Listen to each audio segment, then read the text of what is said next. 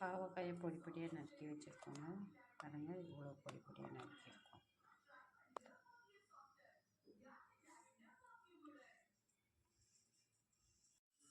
எண்ணெய் காஞ்சிச்சுங்க. இதில் கொஞ்சம் கடுகு போட்டுக்கலாம். கடுகு கொஞ்சம் போயிட்டு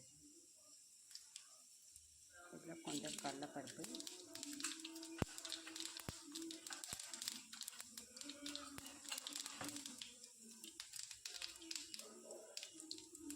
கொஞ்சமாக உளுந்து போட்டுக்கலாம்.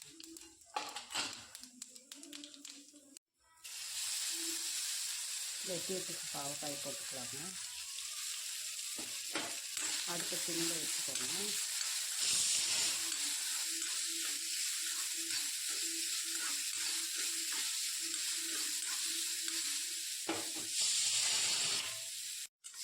ஒரு 2 நிமிஷம் நல்லா வணக்கி விடுங்க. எண்ணெயிலே நல்லா வணங்கணுங்க. கொஞ்சம் லோ ஃப்ளேமில் வச்சு வணக்கினீங்கன்னா அது தீயாமல் உங்களுக்கு நல்லா வணங்கிடும்.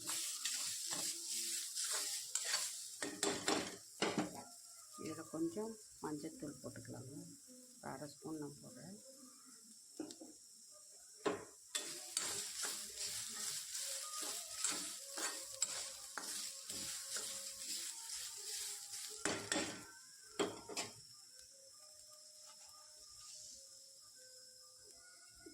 கொஞ்சம் உப்பு போட்டுக்கலாங்க.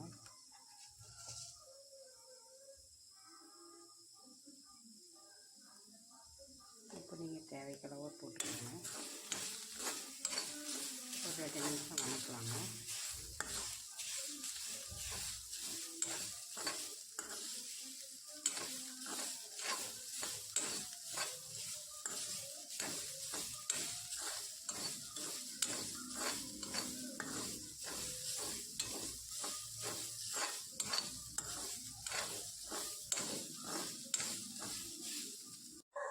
இதில் ஒரு 1/2 ஸ்பூன் மிளகாத்தூளுங்க. இது தனி மிளகாத்தூள். அது கொஞ்சம்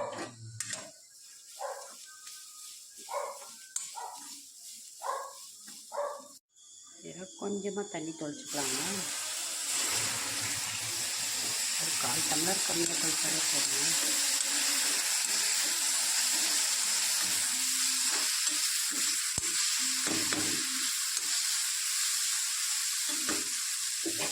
அடுப்பு சிம்மில் வச்சுக்கோங்க.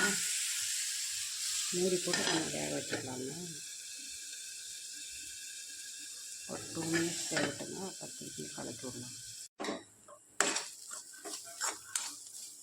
தண்ணி தொளிச்சு நம்ம வேக வச்சுருக்கோங்க. இப்போ நல்லா வணக்கணுங்க.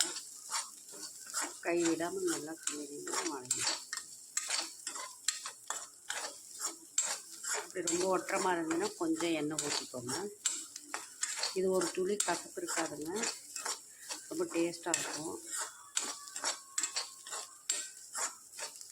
இது சாப்பாட்டோட போட்டு பிசைஞ்சு சாப்பிட்லாங்க. ரசம் சாப்பாட்டுக்கு தொட்டுக்கலாம், தயிர் சாப்பாட்டுக்கும் தொட்டுக்கலாம். சைட் டிஷ்ஷாகவும் சாம்பாருக்கு எதுக்கு வேணாலும் தொட்டு சாப்பிட்லாங்க.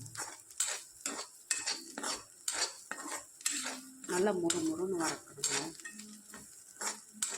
நம்ம உருளைக்கிழங்கு பொடி மாஸ் பண்ணுறோங்களா, அதே மாதிரி தான் இது பாவக்காய் பொடி மாஸ்.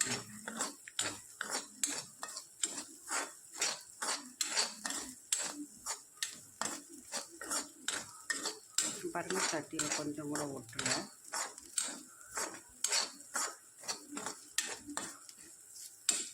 அடுப்பை சிம்மில் தாங்க வச்சுருக்கேன். பாருங்கள், லோ ஃப்ளேமில் தான் வச்சுருக்கேன். அப்போ தான் உங்களுக்கு தீயாமல் காயும் வணங்கும். அதுக்காக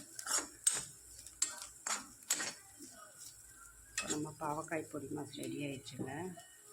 அடுப்பு ஆஃப் பண்ணிடலாங்க.